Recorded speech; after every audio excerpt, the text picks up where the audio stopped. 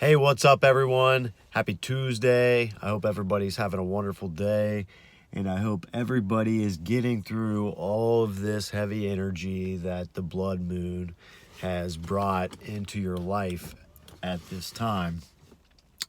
And that actually is one of the things I wanted to talk about today. And one of the things that was discussed with a dear friend of mine, James Passator, was things surfacing around this blood moon and this full blood moon with the eclipse is just that, is the heavy energy and the things that the cycle of the moon brings to the surface in your life.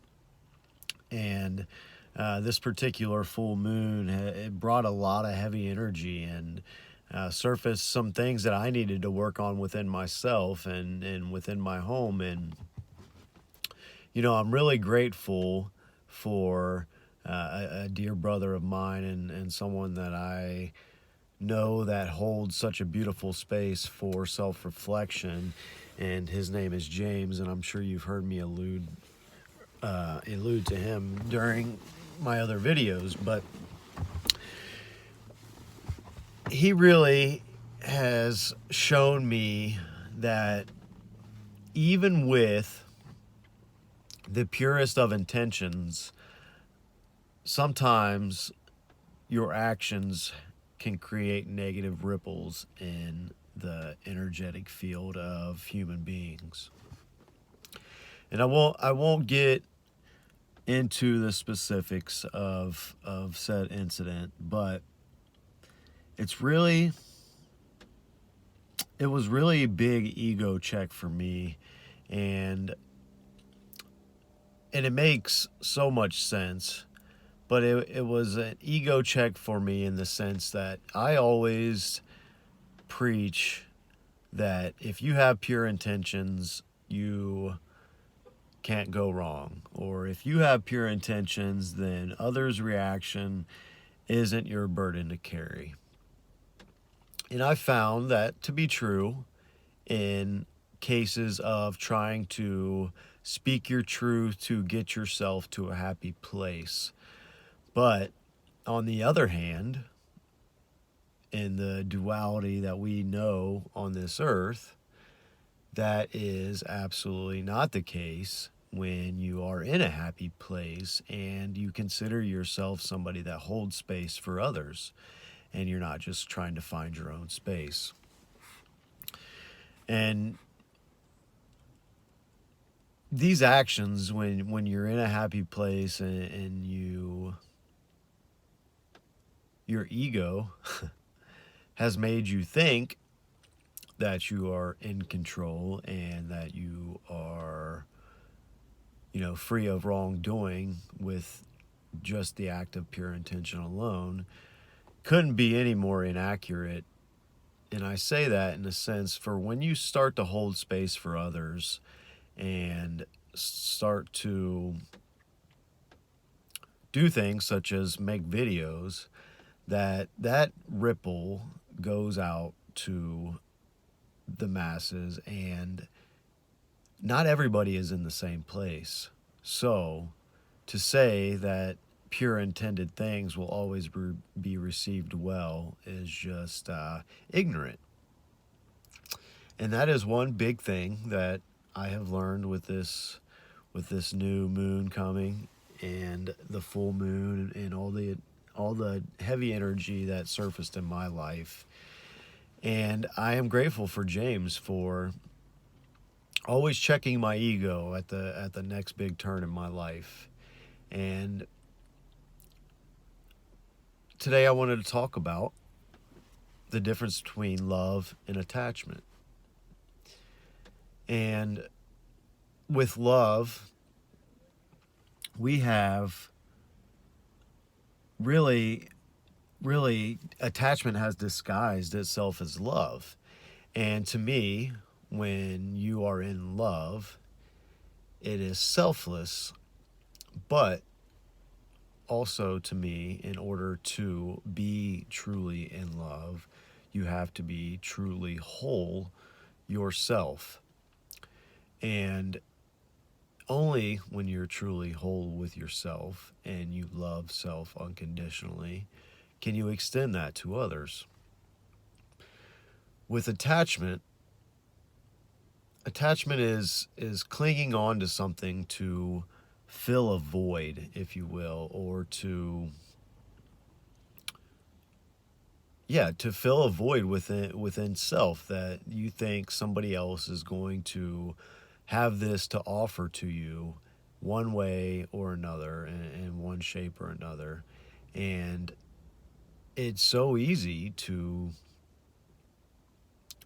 find ourselves at a point that attachment feels like love, because yes, when you are in love you are obviously contractually connected to that person on a soul level, but you don't need them because there is no void in self. And what a tricky life we live with these minute differences that not a lot of people are mindful of. But I think that is probably the reason a lot of relationships fail is people have, and and we're all guilty of having voids that we need filled. But one thing that I've learned is that the void can only truly be filled from within. And that's where we get caught up in society and with our relationships, is we're trying to fill those voids with other people and other people's characteristics and other people's whatever, whatever it is that we seek out in other people is just attachment for us feeling less than. And it's mm, life is tricky, and life will check you right when you think you have it all figured out. And it seems as I grow in my personal development and my personal growth, there's always, every time I feel like I've gotten to a certain point and feeling good and feeling centered, my ego, it catches up. It catches up at that level. And then I step back, and usually by something that, you know, I take lessons very hard, and I think I always will because of my ego being so strong. But I find that every time I start to get ahead of my ego and keep it balanced, it disguises itself as wisdom. And I get to a point in my practices and my meditation and where I feel very content, and I start to just kind of go through the motions, and my ego catches up and it takes back over that connection, instead of being balanced within the heart and mind, the mind starts to get ahead of the heart. But things such as this past full moon and other things that the universe has in place and happenings that the universe lets play out has a way of checking you if you are in tune. So I'm grateful for these tough lessons that I've learned over this past week. I am grateful for James checking my ego at this next big turn in my life. And when I say turn, I don't mean anything is shifting in my life rather than or other than my self understanding and my self growth. So remember, attachment fills voids. Love is the feeling that you share selflessly with somebody else that has no need to fill your void because you are whole. So, feeling humbled and grateful for the wonderful people that I have in my life that support me when I do need that ego check. And, I understand it comes from within, but sometimes the universe and people slap us in the face with it. So I'm grateful for the universe and I'm grateful for all of you. And I hope that you are working through the heavy energy that is in your life.